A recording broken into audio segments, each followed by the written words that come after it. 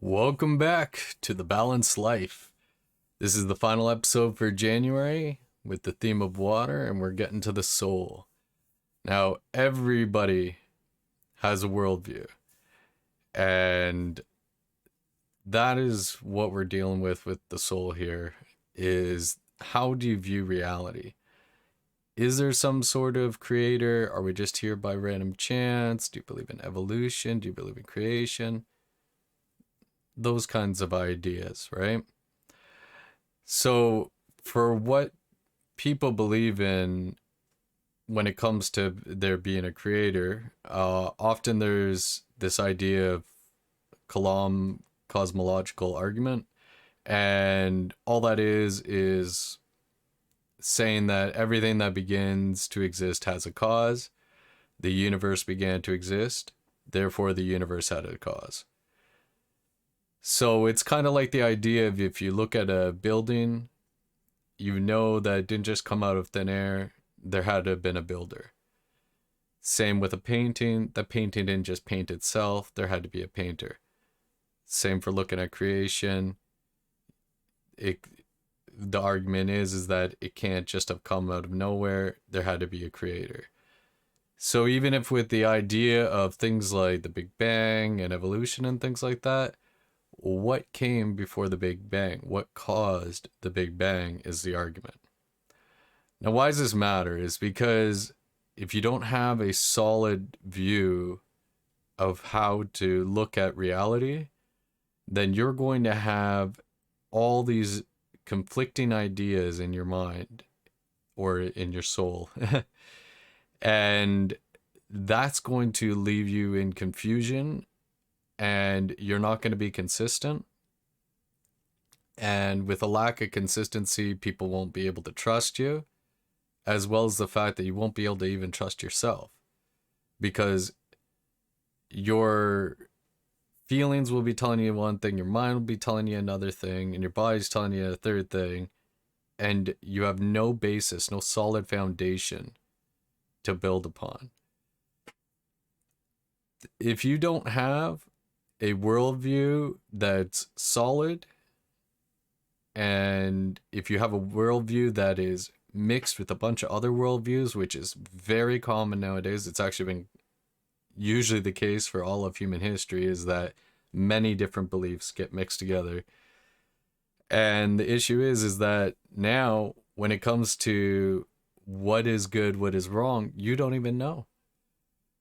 Because think about it this way. If somebody says, okay, well, I believe that it's bad to do this. Well, okay, I don't believe it's bad to do that. So now how do we figure out who's right and who's wrong there? Some are a little easier, like when it comes to forcing your will on another person, where it has negative impact on their physical well-being. Most people would agree that's wrong. But what about like the more foggy ones where it's like, well, if both are enjoying it, they're feeling good from it, well, then what's wrong? And that can lead down a whole slew of things that when you go down to where it leads, most people agree way down here is a place that we don't want to be. But where in that process did it start becoming bad? I would argue, as well as many beliefs argue, is it started right at the beginning. It matters what your foundation is because whatever your foundation is going to lead to this future location. So what we need to do is think about like, is there an ethereal, is there spiritual, is there emotional? You can't really test all of these to be completely unarguably factual. Like I feel love or I feel happiness or I feel sad. Well, these feelings, a lot of people can connect bodily reactions to these feelings, like chemicals being produced and being monitored and affecting the body in negative or positive ways. but that's not exactly a great way to be describing whether or not these things exist. Same with morals. Is it morally right to do this or that? Well, for like I said before, for some people, what is morally right is morally wrong for other people. Many people just say, hey, if it feels good, do it. Well, what if it doesn't feel good to the person that you're doing it with or that is affected by what you're doing? What if it's not good for you or for society or for your future? These matter a lot. As well as if you don't have a solid foundation, then not only are you going to be viewing reality in a very warped way, you're now going to be viewing the present reality in a different way. That's going to make you make different decisions that are going to affect the future. In addition to the fact that any information you learn about the past, you're going to have this lens on that's going to distort everything about the past. Kind of like when you look into water, you'll see that an object looks like it's here, but it's actually over here. And when you look through muddied water, it's even more difficult to see things clearly. So what we need to do is we need to look at phase systems and see, where do they fall short? Are they false in this area? Well, is that area actually false, or do you just perceive it to be false? If it's actually false, well, that could be an indicator that that belief system probably has some big flaws in it. If the belief system is self-refuting, where you don't even need to go outside the belief system to refute it, that is a big red flag. So if you're saying like, hey, this God would never lie, but then in this part of the belief system, it shows an example of that God lying, well, already that belief system cannot be true. Because if this part is lying, then how do you know about any of the rest of it? Could it all be lies? Could 50%, 60%? We don't know the amount of contaminants. So what you have to do is you have to find the belief system that appears to be the least contaminated or lacking any contamination. And that's the faith system that you should go by. It's not whether or not you choose a faith system, choose to believe in a faith system. You already have chosen a faith system, or you would not even be existing. You cannot go through life without having a system where you view things and understand its purpose. So if I look at this coffee mug, then I view it as being useful for storing coffee or other beverages, right?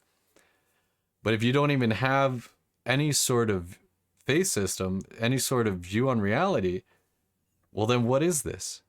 What's its purpose? Why is it there?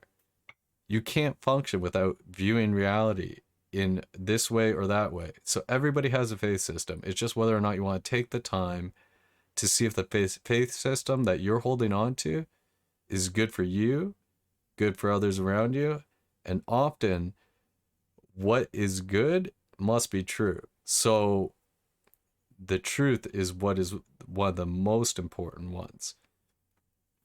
So what I'd recommend is, like I said, look at these faith systems, ask the people that are knowledgeable in them for when you get lost in thinking that, hey, this doesn't seem like it's true, or how could that be true? Question them. If their answer doesn't make sense at all, well, either you're not that knowledgeable on it and you need to gain more knowledge, or they're disingenuous and they're making something up or they're lying to you. And that's, again, a red flag. So what I would recommend is keep on searching for a faith system that you cannot find flaw in. When you feel that something isn't nice or right, don't necessarily discount it until you have taken the time to filter out that system and see, Does it look like it's right here? Does it look like life-giving water? And if it does, well, maybe you have the right system. Like I said, number one thing is it's got to be true. And something can't be true here and true here for the phase systems. Like, it might be true on the micro scale, but the whole phase system and this whole phase system, they're not going to be the exact same on everything, or they're the same phase system. So, for instance, all religions can't be true, because some religions state that there's one God and only one God. And some religions state there's many gods. Some religions state there's no gods. Some religions state there's gods everywhere. Everything's a god. And some state that there's no god whatsoever. And like I said, if you go to the Kalam cosmological argument, then to me, that seems like there has to have been at least a god. Because what needs to be there to create everything would need to exist outside of everything. It would have to exist outside of time, outside of the material realm, and it'd have to be something that is incredibly intelligent. So we need to do this groundwork to clean out our views, to filter them out down to a solid foundation for views. Otherwise, we're just going to be looking through muddy water at everything in life, and things don't look so clean when you're looking through muddy water, and you're just going to view everything as just being lies, distortions, and just toxic, not good for you. And so there we have it. That's what I have to say for now on the theme of water for the month of January. Again, if you disagree with me on anything or everything, I'd love to hear it, and maybe I'll adjust some of my views, and let's grow together and get towards that more balanced life.